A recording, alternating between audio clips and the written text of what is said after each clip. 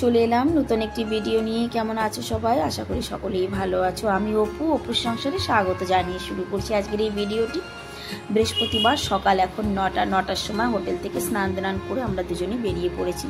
যেহেতু আজকে আমাদের আর হসপিটালে যাওয়ার নাই, ডাক্তার দেখানোর নেই, তো ঘরে বসে কি করব, মানে রুমে বসে কি করব, তাই বেরিয়ে পড়েছি যে ব্রেকফাস্ট করে তারপরে একটু সাইট সিন ঘুরে আসি। ব্রেকফাস্টে আজকেও আমরা ধোসা নিয়েছি, কারণ আমার মনে হয় বাইরে বেরিয়ে ধোসাটা খাওয়াটাই ঠিক আছে, কারণ কি অনেকটা বড় পেটটাও ভরবে, প্লাস গ্যাস অ্যাসিডিটির থেকেও ভালো থাকা যাবে। আমরা ব্রেকফাস্ট করে চলে এসেছি অটো ঠিক করতে। ওর বাপি অটোওয়ালার সঙ্গে কথা বলছে। ভাবছি ধোসার দোকানে জিজ্ঞাসা করেছিলাম সাইট সিনের মধ্যে কি দেখতে যাওয়া যায়, তো ওখান থেকে আমাদের বলল এখানে গোল্ডেন টেম্পল করে একটা টেম্পল আছে, সেখানে যাও। তারপরে একটা অটো ঠিক করে নিয়েছি, আপ অ্যান্ড ডাউন 450 টাকায়। আমাদের ছেড়ে দিয়ে অটোওয়ালা অপেক্ষা করবে, আমরা ঘুরে বেরোবো, তারপর আবার নিয়ে আসবে। তবে এখানকার না রাস্তাঘাটের সিনারিগুলো খুব সুন্দর, জানো তো। পৌঁছে গেছি, অটোর মধ্যেই জুতো চপ্পল রেখে আমরা মন্দিরে ঢুকলাম। ভাবলাম 10 টাকা বেঁচে গেল। অটোওয়ালাই বলল 10 রুপায় লাগেগা, গাড়ি মে ছোড় দো। ও মা, ভিতরে এসে দেখি 150 টাকা করে টিকিট মন্দিরে ঘোরার জন্য।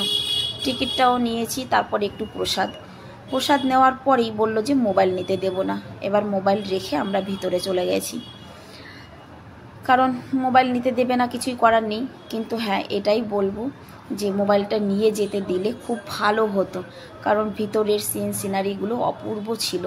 2 ঘন্টা লেগেছে পুরো ঘুরে আসতে, মানে এক পাশ থেকে ঢুকে পুরো দেখে বেরোতে 2 ঘন্টা লেগেছে। ঘেমে চেমে ঝোল 2 ঘন্টা ঘুরে এই যে বেরিয়েছি। অটোওয়ালাকে ফোন করেছি। যাওয়ার পথে কাঁঠাল দেখেছিলাম, ফেরার পথে অটোওয়ালাকে দাঁড় করিয়ে কাঁঠাল কিনতে এসেছি। এত সুন্দর কাঁঠাল দেখে সত্যি লোভ সামলাতে পারিনি। এই যে বড় বড় কাঁঠালগুলো কি শক্ত, কিন্তু ভিতরটা পাকা। কাঁঠালওয়ালাকে বললাম যে थोड़ा सा वीडियो बना लो। বললো रुक जाओ, मैं थोड़ा सा इसको तैयार कर देता हूँ। ওমা, সে কি সুন্দর করে কেটে শুধু আমার ভিডিওর জন্য দেখো সাজিয়ে দিচ্ছে। কাঁঠালওয়ালাও খুশ হয়ে গেছে। এই দেখো পুরো একদম ফুলের মতো মেলে দিয়েছে। তবে কোয়া বিক্রি করছে কেজি 240 টাকা, মানে ফ্রেশ কোয়াগুলো, শুধু কাঁঠালের কোয়াগুলো 240 টাকা। আধা কিলো কিনলাম 120 টাকা দিয়ে। তারপরে রুমে চলে এসেছি। সারাদিন রুমে ছিলাম, বিকেলবেলা একটু বাজার দেখানোর জন্য বেরিয়েছি। যে এখানকার বাজারে এসে তোমার মনে হবে যেন বাংলা, মানে পশ্চিমবাংলায় চলে এসেছো। দোকানদাররাও বাঙালি। এই যে চায়ের দোকানদার দাদা, এই দেখো হ্যালো বলছে, এই দাদাও বাঙালি। আমরা 2 দিন থেকে এনার কাছেই চা খেয়েছি। বাজারে অনেক কিছুই আছে যেটা আমার একটু নতুনও লেগেছে। এই যে ডিম, 4 রকমের ডিম, সবই মুরগির ডিম। তবে একটা ডিম দেখে মনে হচ্ছে যেন রাজহাঁসের ডিম। কিছু দোকান এখন 5টা বেজে গেছে, ঢেকে দিয়েছে। যারা মুসলিম তাদের ইফতারের টাইম হয়েছে, সেই জন্য বাজারে ভালোই রমরমা, কিন্তু যেদিকে তাকাবে সেদিকেই বাঙালি। আর বাঙালি শাক সবজি সবই আছে, মাছ মাংস। তবে মাছের বাজারটা এখন আর দেখাতে পারলাম না, কারণ মাছের বাজারটা সকালবেলা খোলা থাকে, বিকেলবেলায় থাকে না। তবে সব রকমের মাছ আছে দেখলাম সকালবেলায় এসে। হলুদ তরমুজ, এর আগে কখনো হলুদ তরমুজ দেখিনি। আর এই যে বাসনকোসনগুলো দেখতে পাচ্ছ, এগুলো কিন্তু সমস্ত পেশেন্টদের জন্যই, মানে এখানকার লোকাল লোকের জন্য কিন্তু এই বাজার না। এই বাজারটা সম্পূর্ণ নির্ভর করে এই যে হসপিটালে যত পেশেন্ট আসে তাদের উপরে।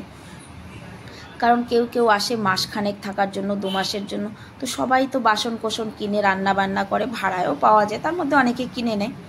সম্পূর্ণ বাজারটাই শুধুমাত্র পেশেন্টদের উপরেই ডিপেন্ড করে।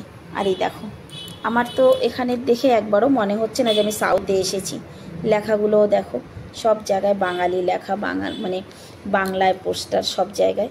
আর এই যে যত লোক দেখতে পাচ্ছ সবাই কিন্তু বাঙালি। এখানে কিন্তু সাউথের লোক একজনও তুমি দেখতে পাচ্ছ না, হয়তো ভুল ভবিষ্যতে একজন আছে। এই যে দোকানটা, এখানে আবার শাখা পলাও বিক্রি হচ্ছে। তাহলে একবার ভেবে দেখো, এটাকে একবারও সাউথ মনে হচ্ছে?